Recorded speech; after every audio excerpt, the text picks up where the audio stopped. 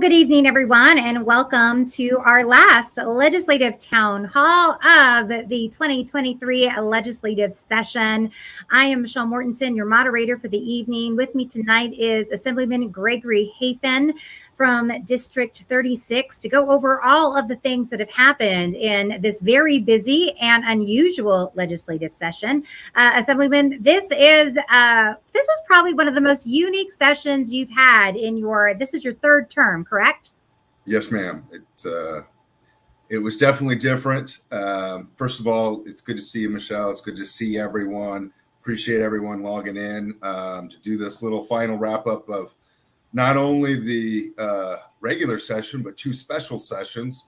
So I got 3 sessions under my belt in a matter of days, but very unique. The last 2 sessions was under Governor Sisolak, and frankly, that was miserable.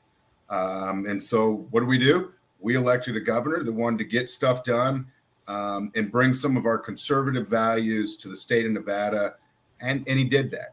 And we were able to do that with him. And so it kind of feels good to come home and be like, you know what, we did some great things. We implemented school safety. We passed the Crime Reduction Act. We did some government modernization.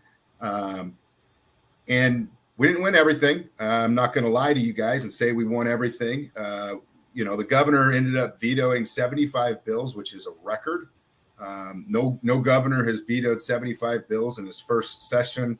I don't think any session ever. And we didn't get voter ID, and that was, as you guys know, one of my top priorities this session is to get voter ID and pass it. But that fight's not over yet.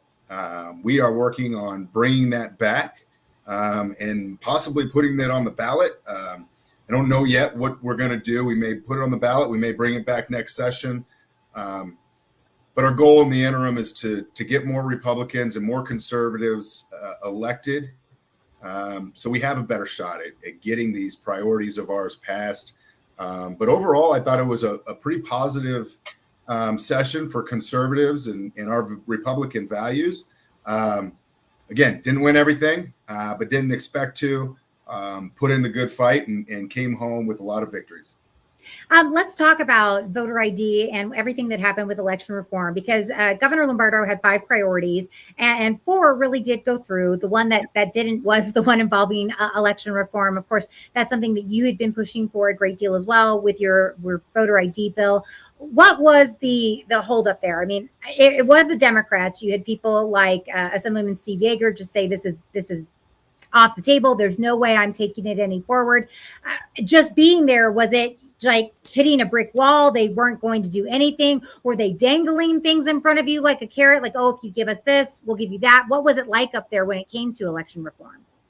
No, they weren't having it, period. They just said, no, we're not doing voter ID.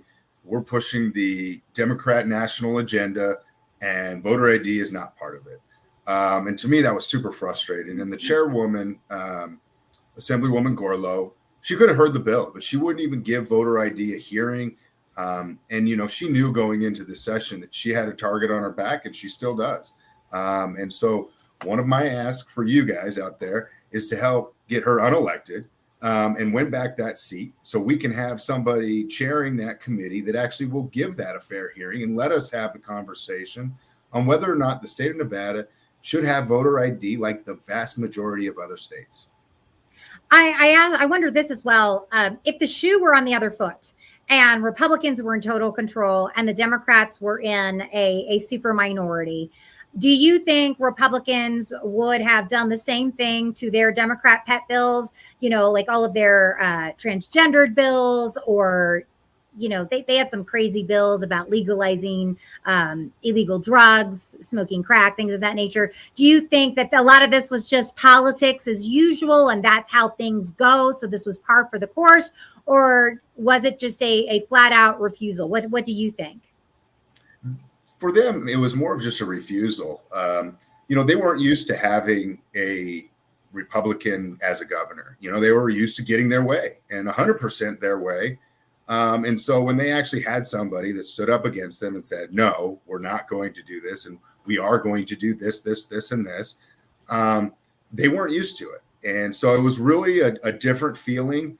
And it really wasn't until he signed that first veto that they got the message. And I think after about the 75th now, the message has been heard, and we might have a better shot at that. And I will note, you mentioned the bill that would legalize smoking crack. The irony of that, and I'm sure I mentioned this before, that same legislator had a bill to ban smoking cigarettes while legalizing smoking crack. We called that the Hunter Biden bill. Yeah, it was. Whatever happened with that bill? Did it die, or did it pass? Or it died a very slow and painful death. Okay. That's good to know. I hated that bill, and we had many chats about that bill. I'm glad that one died a slow and painful death. Do you think, in your last couple of sessions, you were there with a Governor Sisolak, a Democrat governor, where it was Democrats basically doing everything they wanted to do? How different was it having an ally in the governor's mansion? It was great. I would meet with the governor's staff, if not daily, almost daily, talking about policy, looking at the budget, looking at what the Democrats were proposing versus what the governor had proposed, and trying to figure out, hey, maybe we missed this or this. And it really made it feel like I was there able to do some good, which I hadn't been able to do under Governor Sisolak. I wasn't selling my soul out, and I sure wasn't selling my constituents out. And so to actually have a governor and his staff there to help, actually get some things accomplished, it felt good. And it's always good to, get up and have those early morning meetings with staff and say, hey, this is what's on the agenda that the Democrats are pushing. This is what we agree on. This is what we absolutely disagree on. And to have a team behind you instead of it just being you and one or two of your other colleagues in a committee fighting it, you had a whole team behind you, and the feeling was great. And proud of what we accomplished. Wish we could have accomplished more, but there's still time to do that. Yeah, this was also a very interesting year because Governor Lombardo said from the get-go that he was really going to focus on education. I don't think a lot of people expected that from a sheriff to be so focused on education, but it really was his priority. And quite honestly, y'all got a lot done for education this session. We did. So we are investing a historic amount.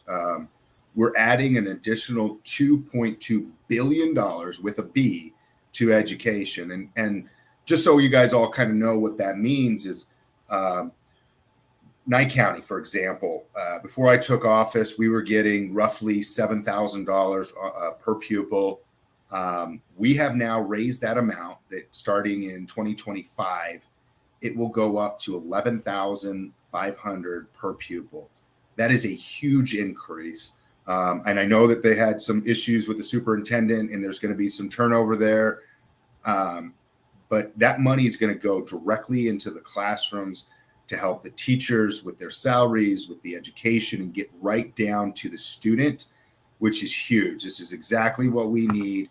And some of it's actually going directly to teachers' pay. I think $250 million of it was earmarked specifically to give raises to teachers. Another portion was allocated directly for building a teacher pipeline, so we have more teachers. We can then reduce the size of the classrooms, and all of the things that we as Republicans and conservatives have been screaming about. We're able to do. We also got a lot of school choice measures, so there was a big push to expand charter schools, and we got, I'd say, about 90% of that, if not more, when it comes to the school choice and the charter school measures. There were a couple things we didn't get that we wanted to in school choice, but we're working on some other issues and some other back channel ways of trying to get some other things accomplished. And really exciting to see the amount of not only the money, but the pipelines, and we're implementing the read by 3 policies and everything else that the Democrats have frankly stripped away and took our state from a dismal 45th in the nation to 49th in the nation. So I think we're putting ourselves not only back on the right track to move our rankings and better our education for our students, but we're setting up the stage now to where there will be adequate funding, there will be transparency, and there will be accountability when it comes to the school districts that they shall improve the education because our children deserve it. Where do we stand with opportunity scholarships, and where do we stand with the audits? So opportunity scholarships are basically at status quo. And I know there was a lot of people that myself for one, I carried a bill that would have increased the funding from the current amount to, I believe it was $60 million to try to expand those scholarships. So every kid has the opportunity to go to whatever school that fits their needs. And I've been a huge proponent. I've now carried over a dozen bills regarding opportunity scholarships and school choice. We weren't able to get additional funding for that. That was basically that, and voter ID were like the two things that the Democrats were not budging on. And everything else, they were willing to work with us and come up with something that we could actually accomplish. Wish we could have done more, but again, fight's not over for that. We're going to keep doing it, and we'll see what the future lies. Absolutely. I know we, in one of our previous town halls, we had a lot to talk about the solar farms, and you had a bill that would have affected solar a great deal. Michael is online right now. He says, where do we stand with stopping the solar farms being built in our valley, sitting atop Basin 162 in Clark County? I know the Democrats really went after your solar bill. Joyce also just chimed in. She said, Greg, are you going to support Pahrump? Since if the solar farms are allowed, they will use 25% of our water. Pahrump does not have this water to spare in District 126. The solar questions are coming in. I knew you were expecting this. You were ready for this. You were on the solar freight from the beginning. So why don't we fill everyone in on kind of what happened? Yeah, so I had Assembly Bill 419 that would have ended the tax credit or tax abatements that these solar companies are currently getting unless they supplied 100% of the power to Nevada, along with some other benefits to the state of Nevada. Frankly, I am sick and tired of subsidizing California in any way, shape, or form.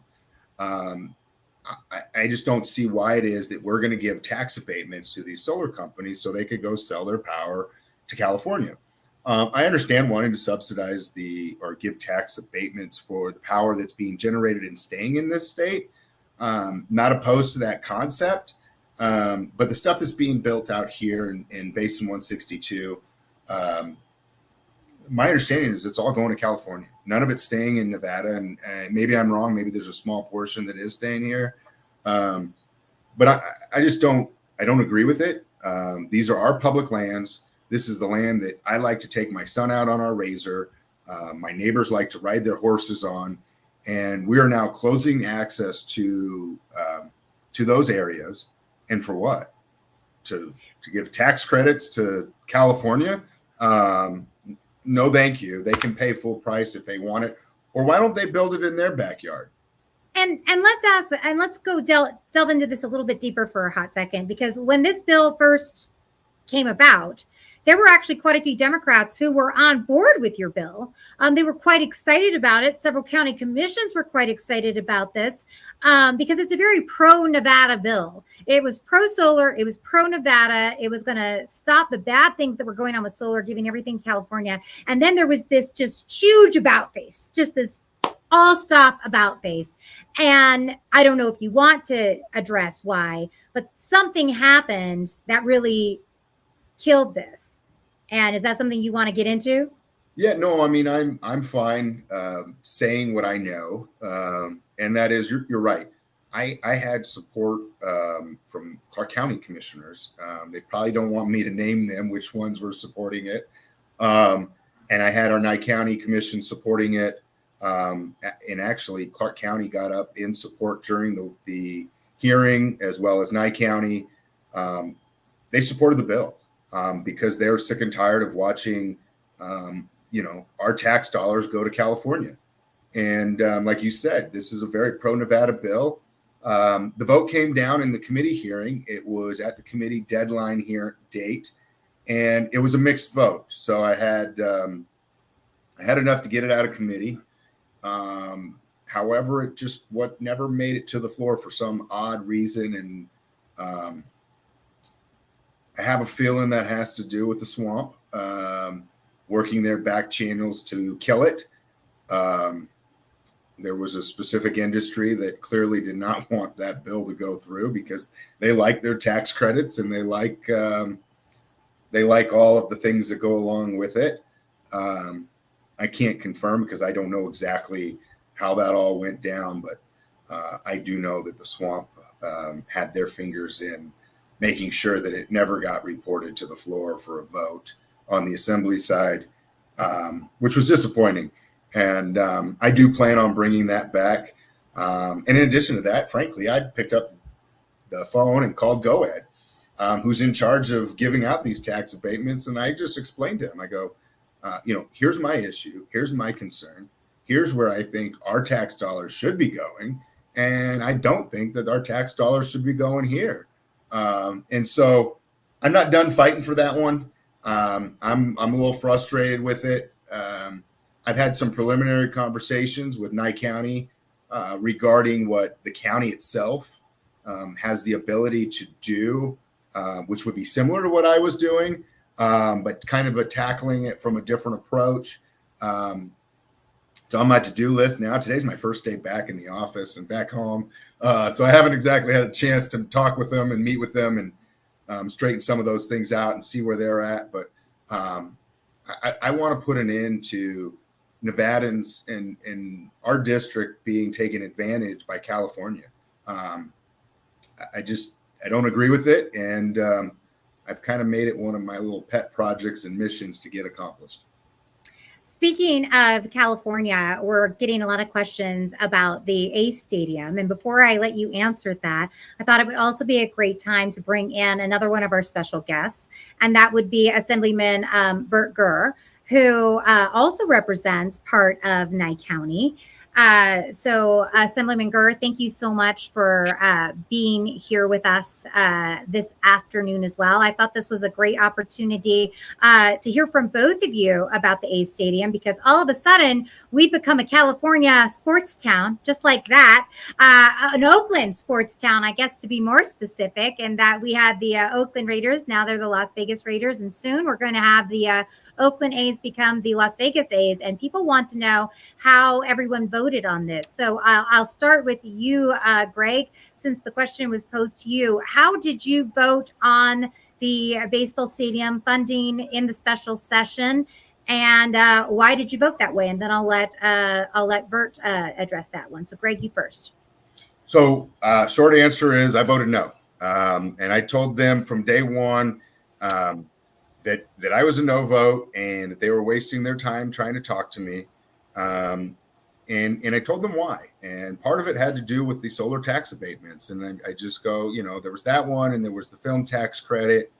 I've spent a lot of time in the budget committees and on the revenue committee, and I've seen which tax abatements have, actually been successful in Nevada in creating jobs, creating new revenue for the state, and which ones haven't. And I'll tell you point blank, solar tax abatements have not caused us to generate additional tax revenues costing the state, and film tax credits have probably been the biggest loser on our state books. And I just told them point blank, I'm not even going to consider additional tax credits until we clean up our books and we cut our losses on these other programs that have been an absolute failure for the state. I'm not going to do it. I cannot see picking winners and losers when we know for a fact that we have losers on our books that we haven't even cleaned up. All right. So you were a no vote. Bert, you represent part of Nye County, Elko County. You represent District 33, a very large part of rural Nevada. How did you vote on the A's Stadium, particularly since the A's Stadium itself, that's kind of a Clark County thing. It's kind of outside your wheelhouse, but this was still going to affect a great deal of your district. So how was your vote? First of all, Michelle, let me say thank you to you and to Mr. Hafen for letting me be in the same room. I like being in the room with Greg. He has a lot of information. He's not a first-time freshman, so he knows a whole lot more about this stuff than I do. But let me tell you that I was a no vote originally on the thing, and then I started negotiating things. As we get further into this, you'll see what they did to the airport bill, and by talking to the governor's office and doing things, and there's some trades going on, and I think we'll get that one back in some form. But also the community involvement part of it. I've got a signed letter from the A's that they will bring people out here, at least initially, to listen to the local things that might be needed, like bring the baseball players out here for clinics, do things like that on their own dime so that we can have some interaction with the A's players. We've got that in process. So I ended up being a yes vote on it. Fortunately, I wasn't the swing vote, which I was threatened with, because there were 25 people that voted in favor of it and 15 against. So I voted yes, so maybe we can get more things in Eastern Nevada. All right. And I would love to talk about the airport bill, because I think that is it was a huge issue for all of rural Nevada. It was a huge issue for economic development and tourism in Nevada. And I know it was your bill, Bert. 429 was your baby, but I was just as large of a champion of 429 just for you on your behalf, because AB 429 would have been an amazing thing for folks in Elko, for folks in Front, for folks all over Nevada. And that was another one of those bills that just became almost like a ball in a game of dodgeball or something with Democrats and Republicans. It became just something that they were going to throw back and forth as a little tool, and it became a game of partisan politics. So fill us in on what happened with AB 429. You've got some good things to report, some bad things to report, but this was going to be a total game changer for rural Nevada. So what happened? Well, initially we had 3 hearings on it: revenue, Ways and Means, and Senate. It didn't get to the Senate Ways and Means. We had I think I presented it 3 times, but every committee, everybody I talked to, we had Democrats on the bill, we had Republicans on the bill. Everybody was in favor of it. But underneath, because some people a lot smarter than I was about this process left AB 58 in place, which was a sister bill to 429 put in by the Nevada League of Cities. As we went through the process, the bill got into Assembly Ways and Means, and the chairman of Assembly Ways and Means decided that it was a great bill, but pretty much her exact words was it was going to languish in Ways and Means until the Democrats' budget got passed.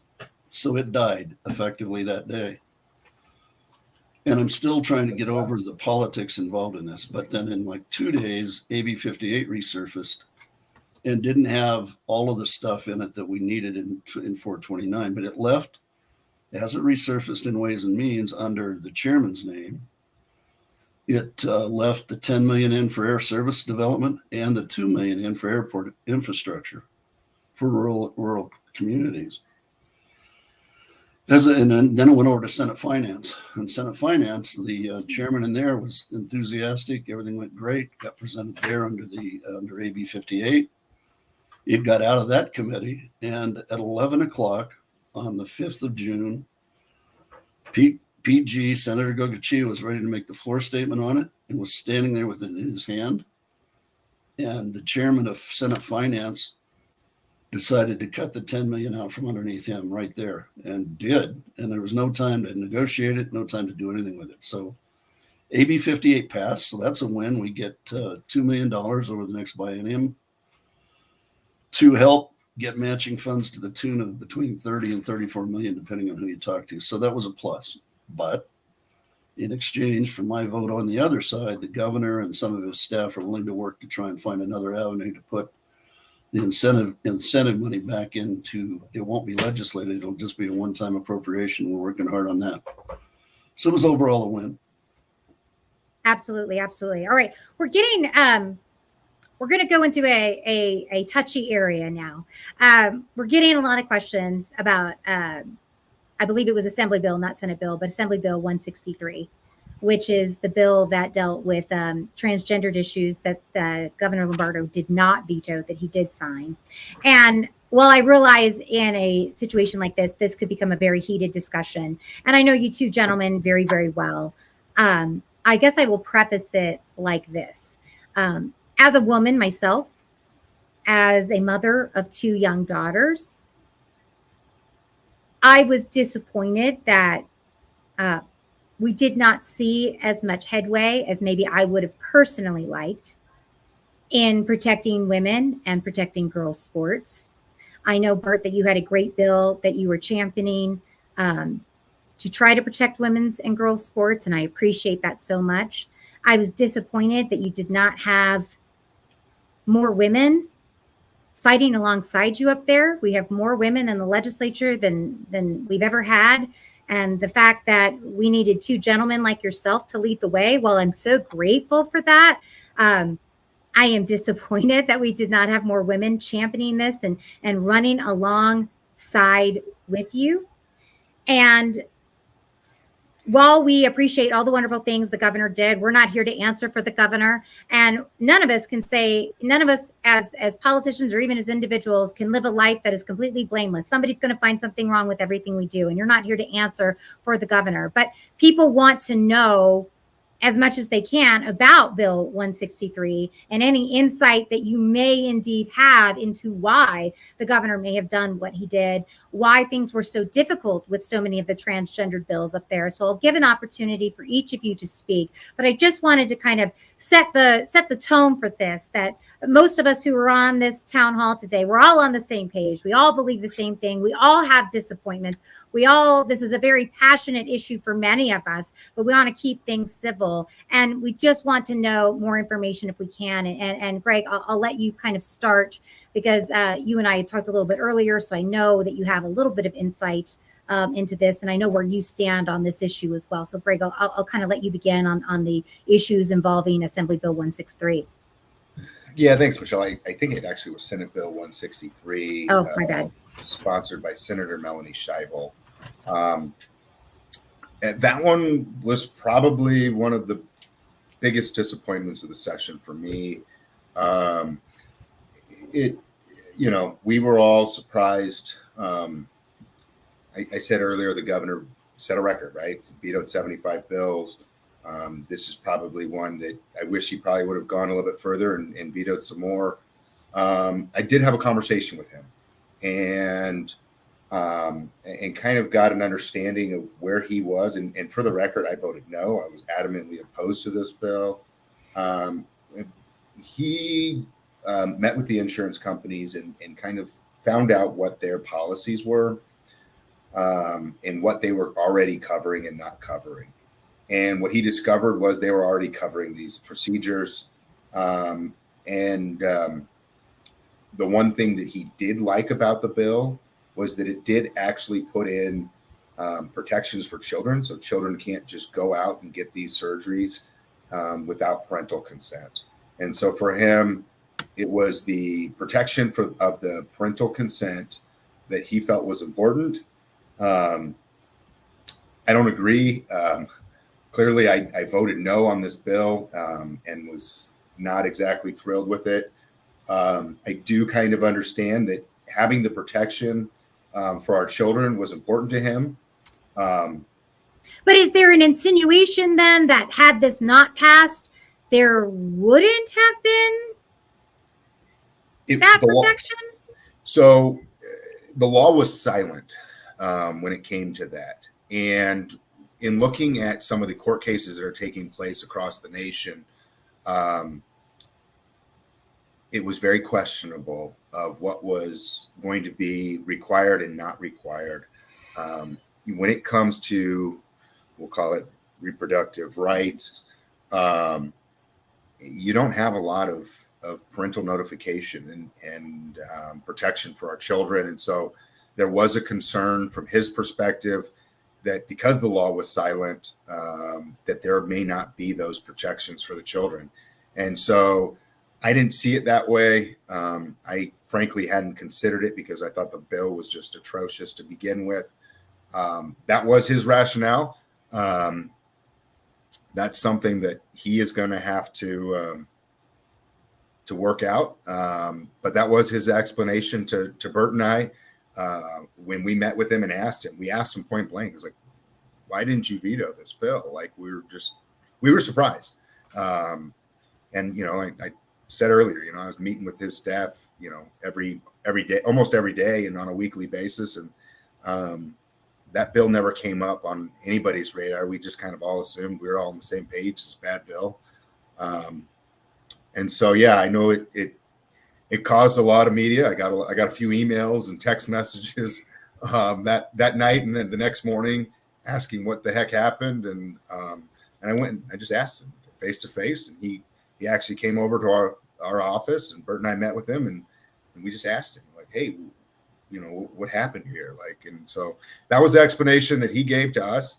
I know that probably doesn't satisfy everybody's curiosity of why he did that and frustration. But I can tell you, Bert and I were, first of all, no's, and second of all, we were kind of caught off guard ourselves. But like I said earlier, you don't win them all when you're in the super minority in the Assembly and minority in the Senate. And you got one guy trying to be our backstop. And that's why it's so important for us to elect more Republicans this next election cycle, and get more conservatives up there so we can actually fight the fight on the Assembly and on the Senate side. Bert, you are leading the way trying to protect women and girls and women's and girls sports. And you just hit so many brick walls. And there seemed to be such a hunger for pro-transgendered bills this session. And anything that you would put forth that would try to stop it was just denied immediately. So I wonder, what was your take as the one who tried to lead the way? Well, on the on the boys and girls sports bill, I had all the Republican women in the Assembly side were on the bill. The Senate, they would have been too, but I didn't have time because of time constraints that seemed to go away at the end of the session to get all the Republican women in the Senate side. And then as I was carrying the bill around to get signatures, the women that are in these offices as attaches, there's a ton of support for this. So it's going to come back in a lot stronger way. I wasn't as prepared as I needed to be. I knew it was going to be killed on arrival. We didn't get a hearing, didn't expect to get a hearing, but I can guarantee you the next session there will be a hearing on that bill, whether it comes from me or somebody else. But there's an awful lot of national support. I'm pretty sure we can get the female athletes that are supporting it to testify and be in support of the thing. I think it's going to be a great deal as we go forward. And I agree with Greg on 163. It just came out of nowhere to us. I mean, you had 24 Republicans, as I recall, vote against it. All the Republicans in the legislature voted against it. And who knows, like Greg said, the governor gave us that explanation. And truly, after going through a couple of the productive right bills that we saw this session, it was pretty amazing that there was no parental notification in a lot of them. One of the bills that I looked at, I think it was 172. I'm not sure it was an SB or an AB. The parental right part of it was taken out in 1971 or 2, as I recall right. So it's been gone a long time, and people are complaining about it today, but it's been gone. So we have to work back to it. And maybe that was part of the governor's thought process. I don't know. Yeah. It's hard to be able to answer for him. He's the one who really needs to be able to answer for his lack of a veto. He vetoed a lot of things, and it was great to see. That's one that just really, really disappointed a lot of people. Lynn is online with us right now, and she has an interesting question that I think would be interesting for each of you to answer. What do each of you think was your greatest win and your hardest loss during the sessions? And we will use sessions there because you had your regular session and your 2 specials. So Greg, I'll let you go first. What was your greatest win? What was your hardest loss? So hardest loss, definitely going to be my solar bill.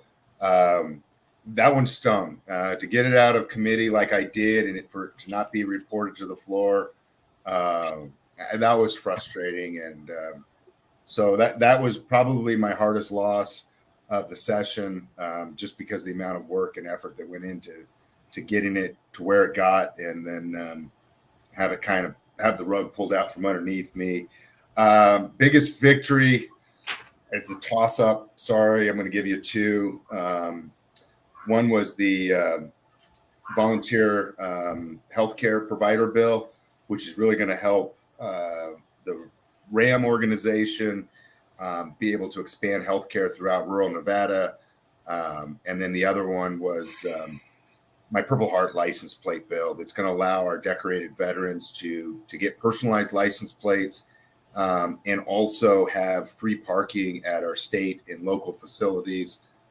Both these bills are something that I have been working on now for 3 sessions. I brought the bills twice. I tried in 2019 to get them both amended onto other bills. So for me, those were the biggest victories, and they probably seem small to everyone else, but it's the small victories and seeing your hard work over the years pay off. And anything I can do to help our veterans is a token of our appreciation for what they've given to us in protecting our freedoms. I can never thank our veterans enough. And so for me to be able to say, here is a small token of my appreciation, it means a lot. All right. And then Bert, what was your greatest victory and your worst defeat? I think I know what your greatest victory is. I think it's going to involve horses, but I could be wrong. No, you're absolutely right. As far as the assembly goes, and as far as fighting anything, I was very, I'm going to say, blessed to have a chairman let me run the opposition on that bill. And it was just wonderful to see how even the Democrats in the Government Affairs Committee reacted to it. We had great people come in and testify and not justify the wild horses out on the range. And it was a great victory, as far as not for me, but for wildlife, for everything else out there. The biggest loss, obviously, is 429. And the other big victory is being able to meet good people like Mr. Hafen and work with them down there. That was truly a privilege. Oh, that's so kind. I really have enjoyed watching your relationships grow together as well, because it's been nice to see you guys work together and really build that relationship. So that was very, very sweet of you to say. And I'll say, Bert, coming into this session, I did not know a darn thing about wild horses. Not a darn thing. And you have taught me so much. And I have strong opinions about wild horses now because of you, sir. So you educated a Las Vegas gal in a big way on that one. So thank you for that. Indeed. You've got a lot of questions right now asking, and I'm not going to put them all up on the screen, but everyone's asking questions that are always asked of politicians at the end of the session of, ooh, are you running for this? Are you running for this seat? Are you running for this seat? And I know that there are not going to be any announcements made here today, and nor do I think either of you should do that. But I do think we could safely say that neither of you believe that your work is done. Do you think that's a safe way to say that, Greg? So I will give you the answer I always give after session. Bug me after the 4th of July. I need time to recover from the 3 sessions that we had before I figure out what I want to do. And obviously want to spend some time with my son, which I just had a great week vacation with him. Missed him a lot. And so that's probably the hardest thing of being away for 5-6 months at a time is the time you're away from your family. And so, but you're right, Michelle. There were a lot of good things that we got accomplished, and but there's still a few more things that I have on my list that I want to get done. Voter ID, the solar stuff, and an independent redistricting commission to restore balance back to the state. And so there's some more good things coming. And I got a feeling Bert's got some good things coming. And I do want to say, Bert, absolute pleasure working with you and serving with you. Couldn't have asked to have a better friend up there fighting beside me. Absolutely. And Bert, I know I've talked with you enough that, whatever the future holds, I don't think you're done anytime soon. And you've got Robin from Eureka Online thanking you for your hard work. So I know the future is bright for you too. Yeah, as with Greg, it's going to take time to recover. Just to think through the process, it was a tough winter. Tough to be gone that long. But there's a lot more work to do, and there's a lot of stuff we can do. But after the session's over, we'll decide. I'm going back one place or another, just as I believe Greg is one place or the other. And not giving up the fight. There's a lot of things we can do. There's a lot of positives that came out of this thing. And the education that folks like Greg can give and some of the people who are they're juniors and seniors now as far as time goes, can really add to the process. And as a freshman, I thought I could go in there and really pick it up in a hurry. It's not as easy as it looks from the outside, I can guarantee you that. So it takes some time to absorb and to get into the main. I mean, I pushed the wrong button more than once. I made the wrong floor statement once. I got my butt in trouble over that too, but it was all good and everybody treated me fine. There was no real hassles until the last 2 weeks when politics started to come into it.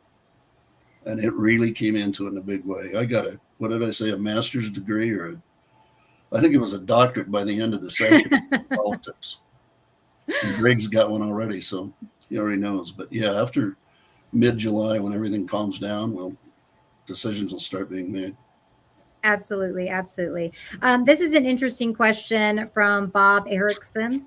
Bob says, can you talk about the CIP special session and why your leadership betrayed you and voted for that bill? That is a heavy-handed comment right there. I think I'll let Greg tackle that first, if you so desire. Greg, is this something you'd like to chat about? Bob, I wish I knew the answer. Frankly, I don't know the answer. We were caught off guard. We've been in the super minority all regular session, and then we get to the special session, and Assemblywoman Peters doesn't show up, and I'm going, we're not in the super minority. What are we doing? And leadership voted the way they voted. I'm not going to try to sit here and defend what they did. We had an opportunity, I thought, to pull that bill to the side, and maybe we could have done something good for Nye County. I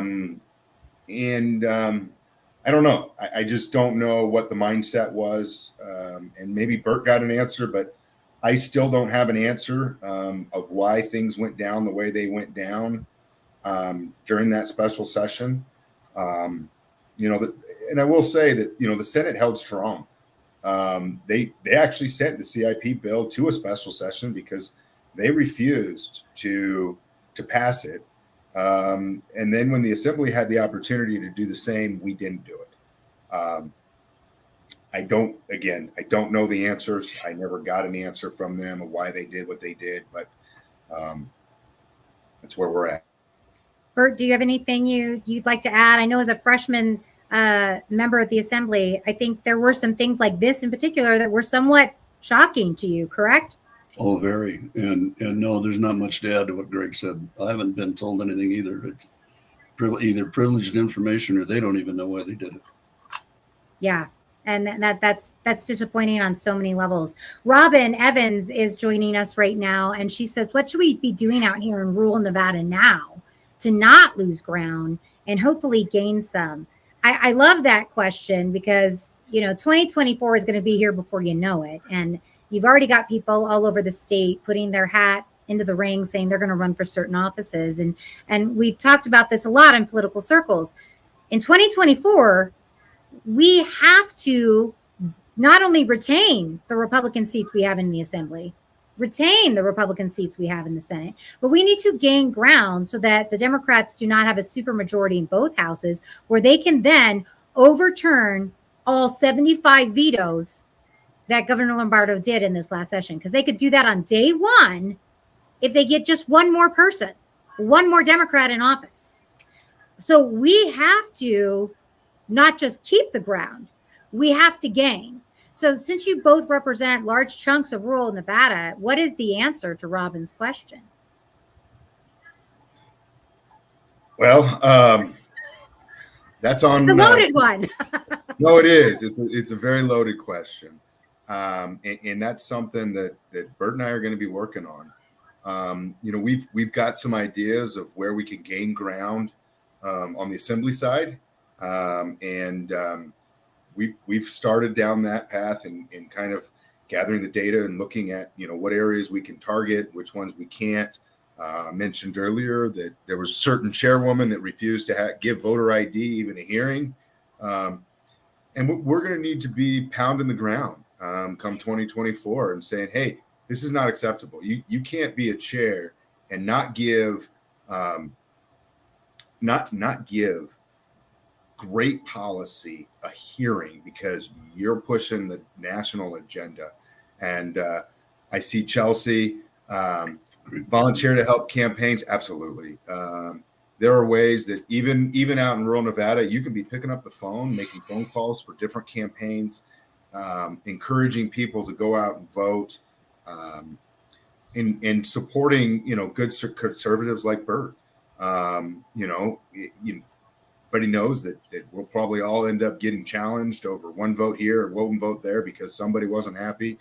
But at the end of the day, Bert did an excellent job serving rural Nevada, and Alexis Hansen did a great job, and Ken Gray and Greg Koenig.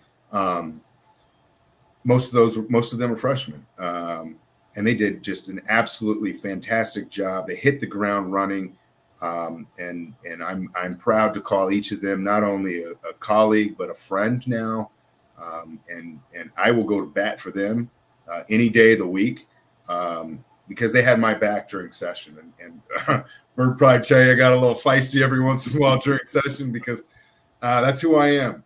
I stand on principles, and I see things two ways, right and wrong. And when I see wrong, I'm going to call it out and I'll put you on the spot. And whenever we can get people, I had one of my friends outside of Round Mountain call me today just to say thank you. And that's another thing that you guys can do out in rural Nevada is just thank your legislators that voted the way you felt like they should have, even if they're not in your district representing you, and let them know that there are more people that are engaged in wanting to see us fight the good fight, and that they have our backs as well. Round Mountain's not in my district. I think it's in your district now, but it just happens to be. I think it's in Koenig's. Oh, it's in Koenig's district. I think it's in Koenig's. Messed everything up. It's a mess. It meant a lot to me to have him reach out on my first day back to work to say, hey, you did a good job. And if you know a legislator, even if they're in 3 districts away from you, give them a call. Most of our cell phones are readily available. Heck, mine's on my website. And it means a lot. Bert had a couple horses kick his teeth in, I think, on a couple occasions. So he might need some help with the dental bills. But whoops, there went my light. Little things like that go a long way to know that everybody's there with you, having your back while you're up there fighting the good fight. Absolutely. Bert, do you have anything to add? I think Greg hit on a couple of points, and another one I would hit on is if you have friends or relatives that live in these districts that are marginal for Republicans, reach out to them, talk to them, let them know that the Democrats are killing them and that they need to support the Republicans that will help stop a lot of this. You don't have to live in a district to help somebody in another district, and you can influence your friends and family better than you can influence most people. So reach out to them, talk to them about the issues. If they need help on something or explanations, I know Greg would be readily available. I'm here. If I can't find an answer, I know somebody who can. So let's reach out to everybody out there we can to talk to them about the issues and see if we can't get this turned Republican in the Assembly and possibly keep it in the Senate. Yes. We also got a question right now from Scott. And I thought this was a great question because it's about AB 519. And we didn't know if people were going to ask about this or not, Bert, but a question did come up. He wants to know, what are your opinions about AB 519 and its possibilities for both rural school capitalization and schools on tribal reservations? This was not specifically your bill, Bert, but you had a real hand in what was happening with this bill and played an integral part in this bill. So I'll let you go first. What are your thoughts on that, Scott's question? It came out of nowhere, Scott. As you're well aware, Alexis Hansen put in a bill for an appropriation for, I think it was $65 million for the Owyhee School, which is in terrible disrepair. That got killed right away. And then out of nowhere, like 2 weeks before the session was over, AB 519 showed up. I believe that was drafted by the lobbyist for the tribes and given to the chair of the Ways and Means Committee, who then took it into her hands and made a bill out of it. Targeted ELCO, as everybody knows, with a population floor and a population cap. But it does provide for the Indian school up there to be built for a 1 cent tax that we already have in place. And that's how I got involved in it, was talking about how the tax is already there. And if they'd take out the shall and put in may and take the pot caps off, that possibly Oco County would just go with it. Well, as with everything, when the bill finally came out, the pot caps were there and they targeted Oco. And I think overall it's a reasonable bill for 1 cent of the tax that's already in place. They get a $65 million school in Owyhee.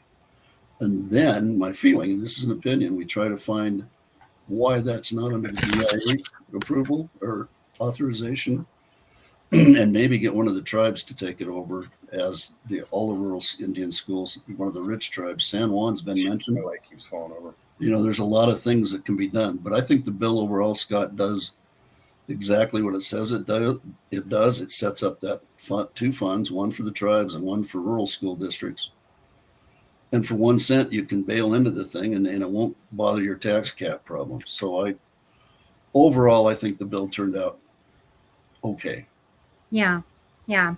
Well, we're getting close to at the hour mark here. So I want to give each of you an opportunity to just really reflect on the session as a whole, because I think, while there's some things that everybody's disappointed about with this session, I think at the end of the day, this session saw more good than we could have ever hoped for, or maybe more good than we ever anticipated. Some of the school safety stuff that happened, the crime reduction bill, nobody really talks about it that much, but that really lowered the limit that people can steal and get away with it. So that will really help a lot of the theft that's been happening, particularly in Clark County and other areas. There were a lot of good things that came out of this session. So there were a lot of wins. I don't think we quite talk about that enough, though. So I wanted to give you guys a chance just to talk about the highlights of the sessions overall as we go in to the next coming months, and also how people can still get in touch with you, because the session may be over, but you're still representing them and you are still their go-to person if they have any problems in the district. And then also to the folks who are watching, if you have any last minute questions, get those in now before we end. So Greg, I'll start with you. Just some of the real highlights of this session for you. Yeah, Michelle, I just kind of did a brief recap. If you're not on my email list, go to my website, Hafen4Nevada.com, and jump on it. I actually either sponsored or co-sponsored 21 bills that got signed into law, and I've never done that before. And these were big, monumental things, and some of them were small, like I mentioned, my Purple Heart bill, but I co-sponsored a bill that increases the penalty on the catalytic converter theft that was going on. So there was a lot of really, really good things that occurred. Having a Republican governor as a backstop and vetoing 75 of the bad bills, it really feels good to come home and be able to say, hey, you know what? I accomplished some good things. And there were some other things that came out of the behavioral health realm that I'm sure a number of you saw the newspaper article about the Never Give Up facility and the 3 different bills and how some of those bills interact with each other to really help address that issue so we don't have those sorts of problems in the future. So there was a lot of really good things that got accomplished. Obviously, the bad things seem to get highlighted in the newspaper more than the good.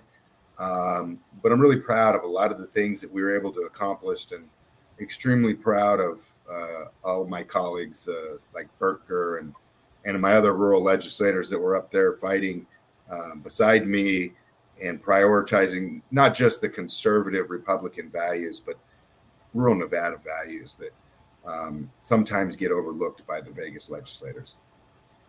And Bert, this was your first session, so you don't have anything to compare it to, but one heck of a first session. And I know you learned a lot this session. I know it was hard. I know it was difficult. And I just, not that I don't appreciate Greg's sacrifice, but he's done this a couple sessions now. He's used to the sacrifice.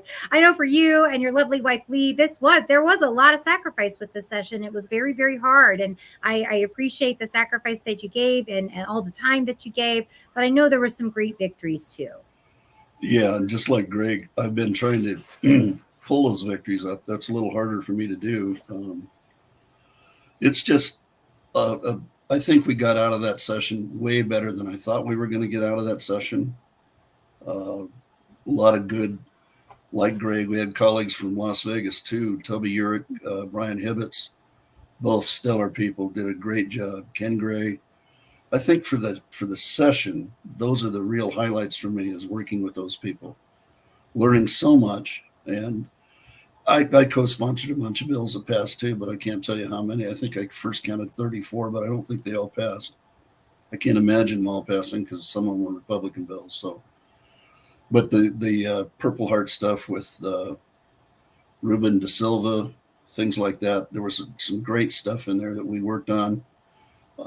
Just a great group of freshmen, and we had great leaders ahead of us, sophomores and juniors, that we got out of the session in the assembly with, I think, not the wins we wanted, but at least the wins we needed.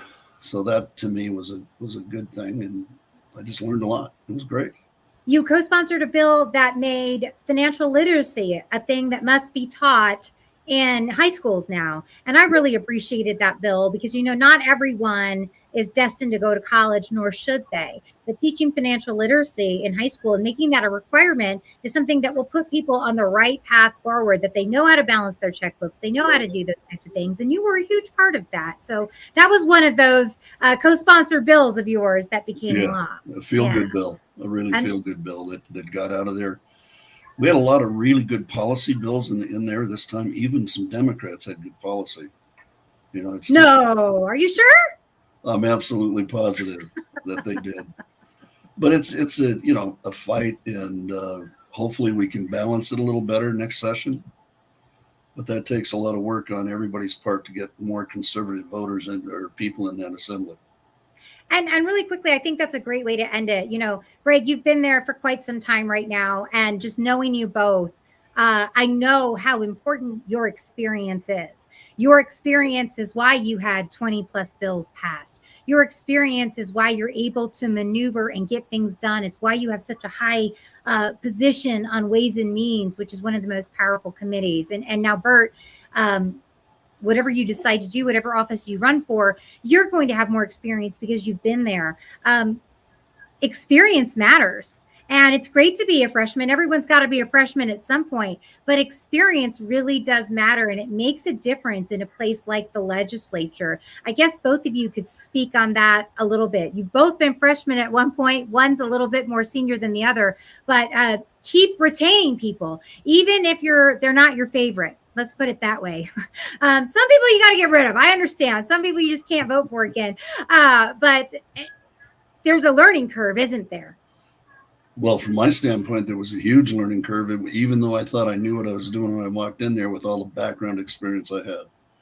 So I thought I had it pretty well in her hand, but I learned a whole lot. And thanks to Greg and his information. Greg's a wealth of knowledge, and he's all over the place in that building.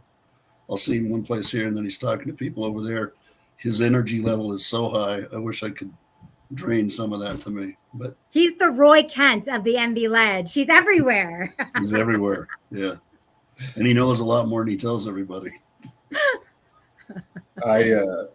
Thanks, Bert. I appreciate that. And I've been through 3 regular sessions now, and I think I've lost count of the special sessions, 5, 6, Probably. something like that. And so I have learned a lot. I'm not going to pretend and say that I know everything, because I don't. This is my 2nd session serving on the budget committees, and the budgets are massive. I mean, we're talking billions upon billions and billions of dollars, and to just sit there in the subcommittees and try to analyze this and that and learn where our taxpayer dollars are actually going. It gets a little confusing, but we've got some great staff. And like Bert said, he felt like I was everywhere. One thing that I learned is I only need to sit through the presentation once. And so a lot of times when there was just presentations going on and not actual bill hearings, I'd skip the presentation, and I'd be having my ear to the ground trying to figure out what's really going on in the building, what the Democrats are up to, and just picking up little bits here and little bits here. And before you know it, I've got the full picture, and I can report back to Bert and say, hey, Bert, this is what's really going on. And Which helped a lot. I appreciate you sitting through that presentation, but I've heard it 12 times now, and I don't need to hear it again. But it is a big learning curve, and I'm not going to pretend to say I know it all. But luckily, we've got some great staff that can help get us the answers where we can, so we can make educated decisions, especially when it comes to taxpayer dollars. Well, and the last thing I'd say about it is, Greg, you stay on the Ways and Means Committee. I don't want any part of it. That's because we work a lot, huh, Bert? Oh, man. Saturdays, late nights. I watch those guys going, not me. He's happy on natural resources, so we're going to keep Bert there. Okay. All right, gentlemen, how the session's over. I don't even know. Does your NVLEG email still work? I mean, how do your constituents get in touch with you now that the session's over? I mean, how does this work? So, Michelle, my assembly email still works. You can still reach me at gregory.hafen@asm.state.nv.us. I keep it active year round. I know some legislators don't. They don't stay up with it, but I do. I like to keep things organized and sectionalized between work, personal, legislative, etc. And so that's just, if you have a legislative question, feel free to email me there. Again, my cell phone's on my website if anybody wants to call me, or you can call me here at the ranch. Our number here is 775-727-5216. Okay. And Bert, how about you? Do you have your legislative email still, or how should people get in touch with you? It's still there, and I believe it's the same as Greg's, only put Bert.Gur in there instead of the Hafen, and it's still live. Okay. And my cell phone is always on. During the session it was always on, but a lot of times it was muted, and I'd forget to turn it back on after work, and I'd get yelled at a lot by my wife. You never answer my calls. Wait a minute. So, but my cell phone is always right here, always here. So call me there. And some of you have my personal email, and I don't mind that either. So anywhere. And you guys are still working for your constituents, even though the session is over, correct? So you want them to contact you, correct? I was on the phone with 2 different people today, 2 different agencies on constituent issues. So okay. Yeah, we're still on it. That's why my voice is gone, I guess. Yelling at bureaucrats. Well, Bert, I can attest. You and Lee need a vacation. You know, Greg's already gotten a little break with his son, but you and Lee need a vacation. You need to rest. All right. Mexico would be good tomorrow, but we can't get there. So, yeah, all but right. I appreciate it. Yeah. All right. Well, thank you both for taking some time out of your day to let your constituency know what happened in the legislature. Thank you for keeping your emails active so your constituents can get in touch with you. And hopefully we'll get to do more of these in the future. And hopefully if you haven't signed up for their email newsletters, please do so on their respective websites so that you can stay in touch with them, because they have a commitment to keep you guys informed. Correct? Yes, ma'am. Thank you, All right. Michelle. Thanks, Thank you, Michelle. everyone. Thanks, Greg. Thanks, All Bert. right. All right, everyone, have a great night. Thank you again for joining us. Bye-bye. Thank you.